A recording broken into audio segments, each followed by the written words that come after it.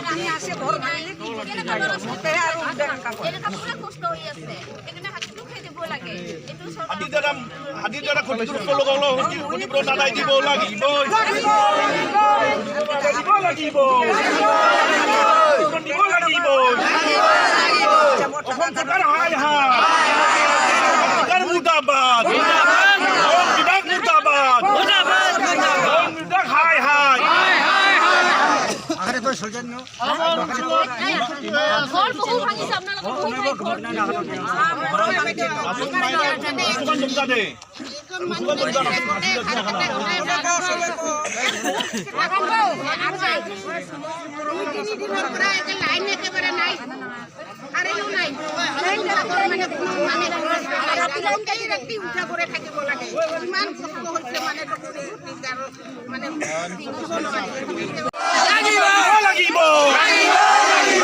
হাতীৰ দ্বাৰা ক্ষতিগ্ৰস্ত লোকলৈ ক্ষতিপূৰণ দিব লাগিব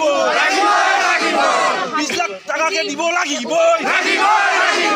ইনকলাব জিন্দাবাদ অসম চৰকাৰ মুৰ্দাবাদ বন বিভাগ মুৰ্দাবাদ বন বিভাগ হায় হায়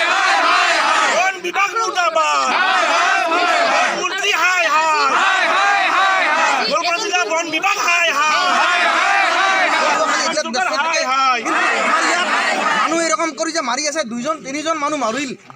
আজি 15 দিনেৰ পৰা এনেকুৱা হৈছে মানুহবিলাক হুম হাৰাম হৈ গেছে আজি মুসলিম মানুহ গাৰো মানুহ হিন্দু মানুহ আমি সবে একেলগতে বসবাস কৰি খাই আছো আমি ইফালে গড্ডাই দিলে ইমি ইফালে গড্ডাই ক'ত যাব এনেকুৱা অৱস্থা হৈ গেছে বন বিভাগক মাতিলে নাহে এটা টৰ্চলাইট খুজিলে নাহে নাদে ইহঁতে এনেকুৱা অৱস্থা হৈ গেছে ইহঁতে আজি পৰ্যন্ত ই পৰ্যন্ত আহা নাই বুলি কোৱা চলে এটা পাৰ্টি যদিও মাতাতে আহিছিল পুলিচ আহাৰ পিছত কিন্তু গুচি গৈছে বোধহয় কিন্তু ইহঁতৰ কোনো গুৰুত্ব নাই ইয়াত তাৰ কাৰণ কি আজি বন বিভাগৰ আজি হেমন্ত বিশ্ব শৰ্মা ইহঁতক কি দৰমহা দেয় নাই ঘোঁৰাৰ ঘাস কাটিবৰ কাৰণে দেয় ইহঁতে কি জংঘলৰ পশু এইবিলাক নিৰপেক্ষ দেওয়াৰ কাৰণে ইহঁতক ৰাখিছে কিন্তু ইহঁতে এইবিলাক কি কৰিছে ইহঁতক এইবিলাক নাই ৰাস্তায় যিহঁতে গাড়ী ঘোঁৰা যেগুলা চলি আছে ইহঁতৰ ওপৰত অত্যাচাৰ চলাই আছে কিন্তু এনেকুৱা আৰম্ভ কৰিছে ইহঁতে এই পাথাৰত যেগুলা ট্ৰেক্টৰ দি কোনোবা গাঁৱৰ ঘৰৰ ভিতৰত মাটি কাটিব সেইবিলাক জেগা পইচা ফিজ লয় ইহঁতে প্ৰমাণ লাগিলে আমি প্ৰমাণ দি দিম কিন্তু ইহঁতে এনেকুৱা অৱস্থা হয় না হেৰাইছ ইহঁতে এনেকুৱা অৱস্থা হৈ গৈছে গাছ কাটিলে এটা গাছ কাটি যদি খৰি বনাবৰ কাৰণে শুকনা গাছ কাটি লৈ যায় তাকো ধৰে কিন্তু আজি এনেকুৱা অৱস্থা হৈছে মানুহ পিছ কৰি দিছে ইফালে ইহঁতক মাতিলে নাহে কিন্তু আজি পৰ্যন্ত অহা নাই আজি ইমান এটা ঘটনা ঘটাৰ পাছতো এতিয়াও অহা নাই আহিলে কিন্তু এতিয়ালৈকে ইয়াতে ইয়াতে এতিয়ালৈকে অহা নাই আৰু সেইকাৰণে আমি ভাবিছোঁ যে চৰকাৰে কোনো ধৰণৰ গুৰুত্ব দিয়া নাই এইকাৰণে আমি চৰকাৰৰ প্ৰতি ক্ষোভ উজাৰি আজি ইয়াত প্ৰতিবাদ কৰিব লগা হৈছে অতি শীঘ্ৰে ইয়াত বিজ্ঞানসন্মতভাৱে এই হাতী আৰু মানুহৰ সংঘাত নিৰ্মূল কৰিব লাগিব কিয়নো হাতী এনে পাহাৰত নাথাকে পাহাৰত খাদ্য নাথাকাৰ ফলত খাদ্যৰ সন্ধানত বনাঞ্চলৰ পৰা জনাঞ্চলত যাই মানুহৰ ক্ষতিগ্ৰস্ত কৰি আছে তাৰ পিছতো কিন্তু চৰকাৰে কোনো গুৰুত্ব দিয়া নাই আমি বাৰম্বাৰ কৈ আছিলোঁ যে বিজ্ঞানসন্মতভাৱে খাদ্য উপযোগী যিবিলাক ডাঙৰ আমাৰ গোৱালপাৰা ৰিজাৰ্ভ আছে এই ৰিজাৰ্ভৰ প্ৰজেক্ট লৈ চৰকাৰে প্লেণ্টেশ্যন কৰাৰ কাৰণে ব্যৱস্থা কৰক কিন্তু এতিয়ালৈকে কোনো দীৰ্ঘম্যাদী হওক এতিয়ালৈকে কোনো ধৰণৰ ব্যৱস্থা নোলোৱাৰ ফলত দিলে মানুহে মৃত্যুবৰণ কৰিব লগা আছে মানুহৰ গৃহহাৰা হৈছে আৰু সেইকাৰণে আমি দাবী উত্থাপন কৰিছোঁ যে অতি শীঘ্ৰে গোৱালপাৰা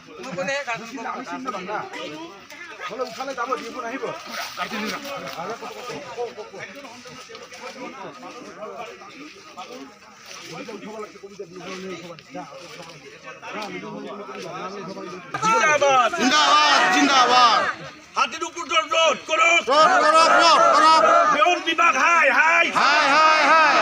বন বিভাগ হাই হাতীৰ ওপৰত বন্ধ কৰিব লাগিবই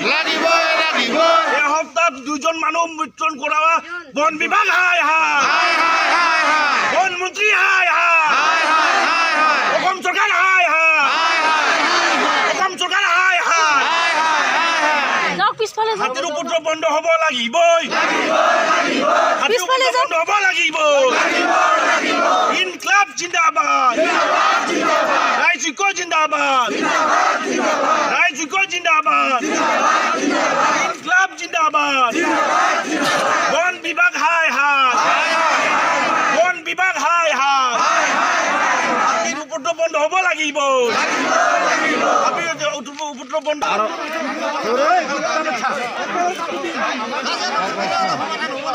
সমাধানটো হ'ব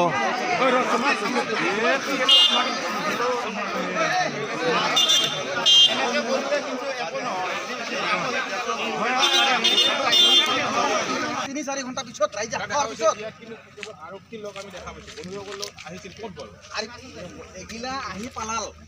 এগিলা আহি পালাল ৰাইজে দুই এক কথা কোৱাৰ কাৰণে ইহঁতে পালাল বন বিভাগৰ মানুহগিলান কিন্তু থানা ষ্টাফে আমাৰ আছে থানাক আমি মাতাৰ লগে লগে থানা আহি পাইছে কিন্তু বন বিভাগৰ মানুহগিলা নাহে অলপ কেইদিনমান আগত বলবলা বজাৰত হাতী সোমাইছিল ইহঁতক মাতিলে নাহে থানা আহিছিল কিন্তু থানাই আমাৰ বহুত হেল্প কৰি আছে কিন্তু বন বিভাগৰ মানুহগিলা আজি পৰ্যন্ত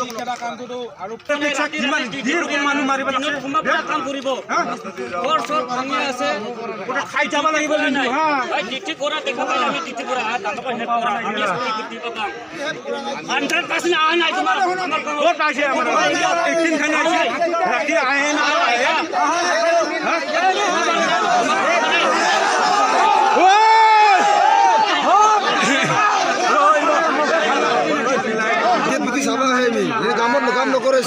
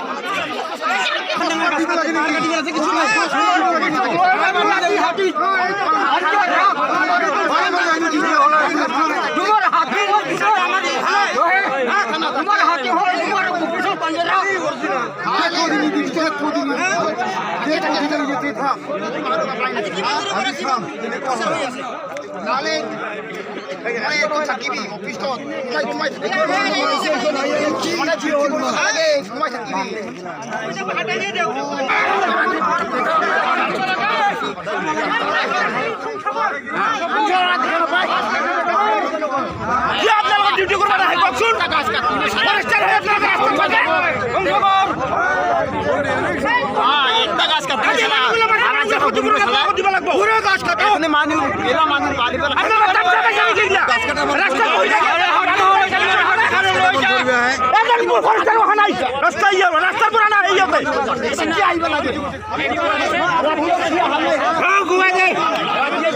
হাতী হলে হাতী লৈ যাবে হাতী হলে হাতী কান লৈ যাবে আবার ভাঙা করে আপনার জাংসিগিরি পুরা বুড়ি পর্যন্ত যায় আবার কোনো পার্ট